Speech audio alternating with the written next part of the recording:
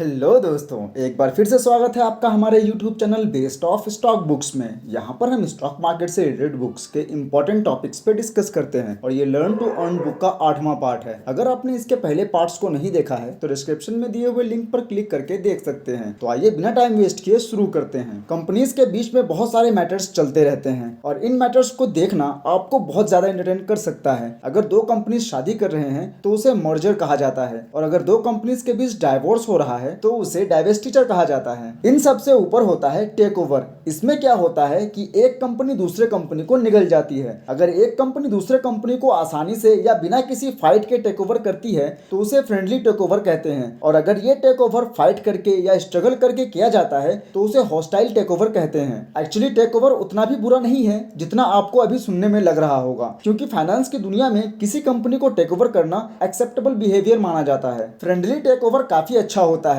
अगर कोई कंपनी अपने दम पर अच्छा परफॉर्म नहीं कर पा रही है तो शेयर होल्डर्स हमेशा चाहते हैं कि मैनेजमेंट चेंज हो जाए। ज्यादातर केस में शेयर होल्डर्स खुशी से अपने शेयर्स एक्वायरिंग कंपनी को सेल कर देते हैं, क्योंकि एक्वायरिंग कंपनी उस शेयर के लिए करंट मार्केट प्राइस से ज्यादा पे करते हैं और जब भी ऐसा कोई ऑफर या डील सामने आता है तो कंपनी के शेयर्स रातों रात डबल या ट्रिपल हो जाते हैं। हॉस्टाइल टेक ओवर में कंपनी को एक्विजिशन में काफी दिक्कत होती है और कोर्ट के चक्कर लगाने पड़ते हैं, जिससे काफी टाइम वेस्ट होता है। इसमें दो कंपनीज लीगल फाइट करते हैं। एग्जाम्पल के लिए आप रिलायंस इंडस्ट्रीज और फ्यूचर ग्रुप के डील को देख सकते हैं। अगर रिलायंस इंडस्ट्रीज फ्यूचर ग्रुप को एक्वायर करती है तो उसे हम हॉस्टाइल टेकओवर बोल सकते हैं। जब कोई बड़ी कंपनी किसी कंपनी को एक्वायर करने का प्लान करती है तो उसका मतलब है कि उसके बैंक अकाउंट में काफी सारे पैसे हैं। वो इन पैसों को शेयर होल्डर्स में डिविडेंड के तौर पर बांट सकते हैं, लेकिन उन्हें अच्छे से पता है कि डिविडेंड देने से ज्यादा बेटर रहेगा कि उन पैसों को कहीं और इन्वेस्ट कर दिया जाए। सबसे सफल मर्जर या टेक ओवर तब होता है जब दोनों कंपनी सेम फील्ड में हो। जैसे मान लीजिए अगर कोई कंपनी है जो टेक्सटाइल बिजनेस में है और वो दूसरे टेक्सटाइल कंपनी को टेक ओवर कर रही है। रोमांस के भाषा में इसे कहते हैं सीकिंग ए कंपैटिबल पार्टनर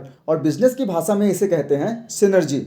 एग्जाम्पल के तौर पर समझे तो रिलायंस रिटेल और फ्यूचर रिटेल का मर्जर होता है या टेक ओवर होता है तो ये बहुत ही अच्छा डील होगा, क्योंकि इन दोनों के बीच क्लासिक सिनर्जी है। हर साल किसी ना किसी कंपनी का अस्तित्व खत्म हो जाता है। कुछ कंपनी अपने यंग एज में ही खत्म हो जाते हैं क्योंकि वे बहुत तेजी से और बहुत ऊपर जाने का कोशिश करते हैं, जिसके लिए बैंक से लोन ले लेते हैं और कर्ज चुका नहीं पाते हैं। और कुछ कंपनी अपने मिडिल एज में खत्म होते हैं क्योंकि उनका प्रोडक्ट डिफेक्टिव निकल जाता है या उनका प्रोडक्ट ओल्ड फैशन्ड हो जाता है और लोग उनके प्रोडक्ट को खरीदना छोड़ देते हैं। हो सकता है कि वे सही बिजनेस में हो लेकिन गलत टाइम पर हो, या हो सकता है वो गलत बिजनेस में है और वो भी गलत टाइम पर हैं। और ऐसा नहीं है कि सिर्फ छोटे कंपनीज ही खत्म होते हैं, बड़ी बड़ी कंपनीज भी खत्म हो जाती हैं। अगर बुरे वक्त में कंपनी को खत्म होने से बचना है तो उसके लिए सिर्फ एक ही रास्ता है और वो है किसी कंपनी को थ्रू एक्वायर हो जाना, यानी कि दूसरी कंपनी इस कंपनी को टेक ओवर कर ले। और अक्सर कंपनीज बैंक्रप्सी कोर्ट में प्रोटेक्शन मांगकर क्विक डेथ को अवॉइड कर लेते हैं। बैंक्रप्सी कोर्ट वो जगह है जहां कंपनी तब जाती है जब कंपनीज अपना डेब्ट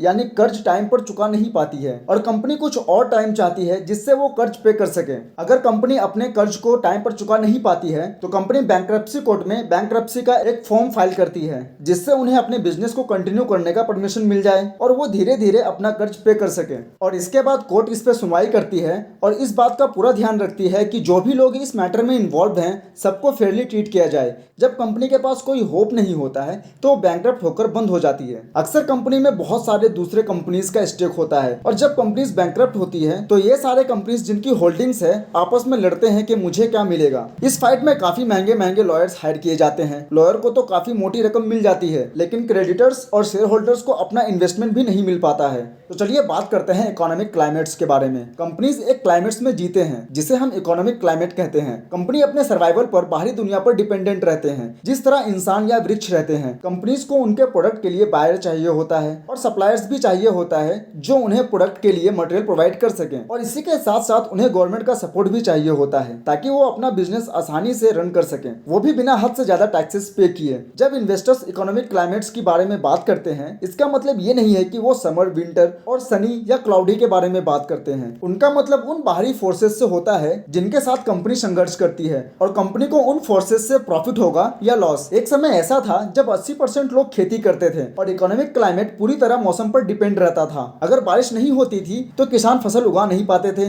जिससे किसान पैसे नहीं कमा पाते थे, जिसके वजह से लोकल स्टोर्स भी कोई बिजनेस नहीं कर पाता था और ना ही लोकल स्टोर्स के सप्लायर कर पाते थे। जब बारिश अच्छी होती थी तो किसान फसल से काफी पैसे कमा पाते थे, जिससे स्टोर्स भी कमा पाते थे और स्टोर्स के सप्लायर भी कमा पाते थे। आज 1% से भी कम लोग खेती करते हैं और इसीलिए आज मौसम को कोई उतना महत्व नहीं देता है। आज लोग इंटरेस्ट रेट और कंज्यूमर स्पेंडिंग जैसे चीजों पर ध्यान देते हैं, क्योंकि ये मैन मेड फैक्टर्स हैं जो इकोनॉमिक क्लाइमेट्स को अफेक्ट करती है। इकोनॉमिक क्लाइमेट्स में 3 बेसिक कंडीशंस होते हैं: hot, cold and warm. Hot climate investor को नर्वस बनाती है और कोल्ड क्लाइमेट इन्वेस्टर को डिप्रेस करती है। इन्वेस्टर्स चाहते हैं ज्यादातर टाइम वार्म क्लाइमेट रहे, जिसे गोल्डीलॉक क्लाइमेट भी कहा जाता है, लेकिन गोल्डीलॉक क्लाइमेट को मेंटेन करना बहुत ही मुश्किल है। ज्यादातर टाइम इकोनॉमिक क्लाइमेट हॉट से कोल्ड और कोल्ड से हॉट में ही मूव करता रहता है। तो चलिए बात करते हैं हॉट क्लाइमेट्स के बारे में। बिजनेस बहुत तगड़ा चल रहा है, लोग नई कार खरीद रहे हैं, नए सोफे खरीद रहे हैं, नए टीवी खरीद रहे हैं, सब कुछ नए नए खरीद रहे हैं। स्टोर्स में लोगों का भीड़ इकट्ठा हो रहा है, स्टोर्स कस्टमर हैंडल करने के लिए नए लोग हायर कर रहे हैं,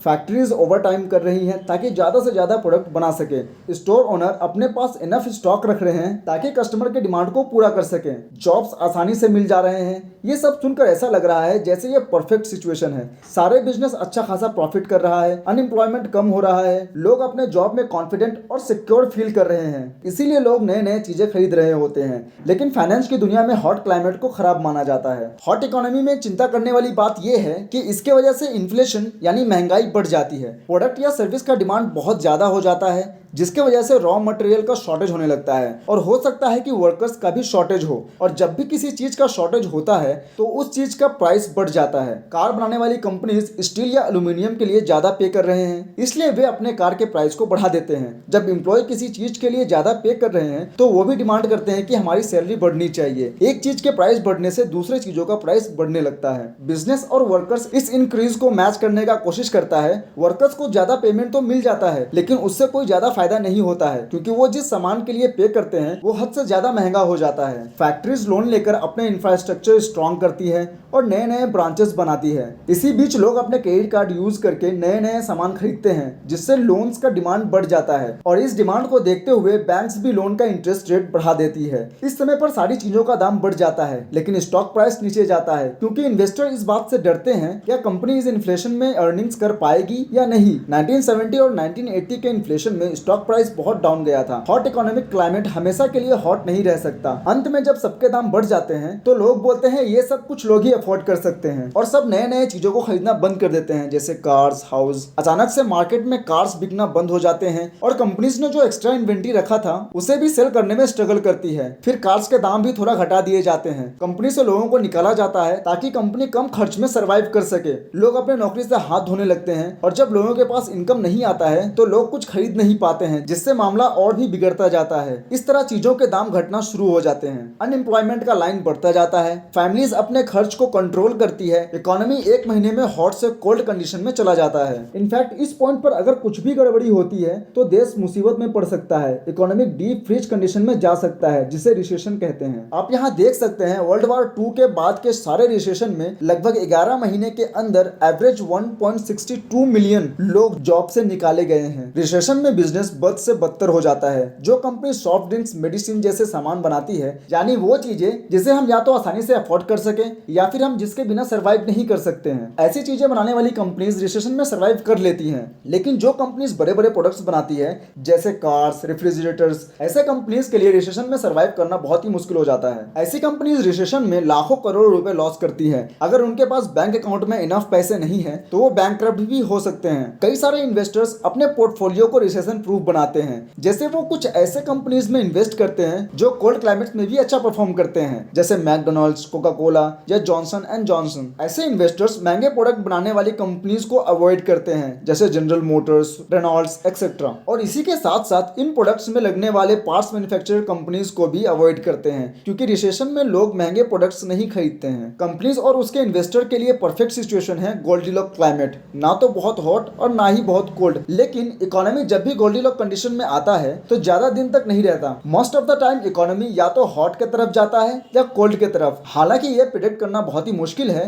कि हम किस ओर जा रहे हैं, हॉट के तरफ या कोल्ड के तरफ। गवर्नमेंट सारे काम करती है, जंग लड़ने से लेकर गरीबी से लड़ने तक। हो सकता है कि सबसे अहम काम है इकोनॉमी को कंट्रोल में रखना, ना ही ज्यादा हॉट और ना ही ज्यादा कोल्ड होने देना। जब इकोनॉमी कोल्ड क्लाइमेट की ओर बढ़ता है तो गवर्नमेंट सबसे पहले दो काम करता है। सबसे पहले वे लोन्स के इंटरेस्ट रेट को कम कर देते हैं, जिससे लोग आकर्षित होकर नए कार और नए घर खरीद सकें। और इसी के साथ साथ गवर्नमेंट डायरेक्टली बैंक में पैसे भी पंप करना शुरू कर देते हैं, जिससे वो ज्यादा से ज्यादा लोगों को लोन दे सके। और जब इकोनॉमी हॉट क्लाइमेट की तरफ बढ़ता है तो गवर्नमेंट ठीक इसके अपोजिट करता है, इंटरेस्ट रेट बढ़ा दिया जाता है और गवर्नमेंट बैंक से पैसे निकाल लेती है, जिससे बैंक लोन एक्सपेंसिव हो जाती है और लोग सामान खरीदना बंद कर देते हैं। और ये साइकिल इस तरह से चलता रहता है। आपने सुना होगा कि रिसेशन होने वाला है, जो बहुत ही रिस्की है, लेकिन हकीकत ये है कि हर बार की तरह रिसेशन खत्म हो जाएगा। और इकोनॉमिक क्लाइमेट को प्रिडिक्ट करना बहुत ही मुश्किल है। आपको बस इतना भरोसा रखना है कि मामला हॉट से कोल्ड हो जाएगा। तो आज के लिए बस इतना ही। अगर आपको ये वीडियो पसंद आया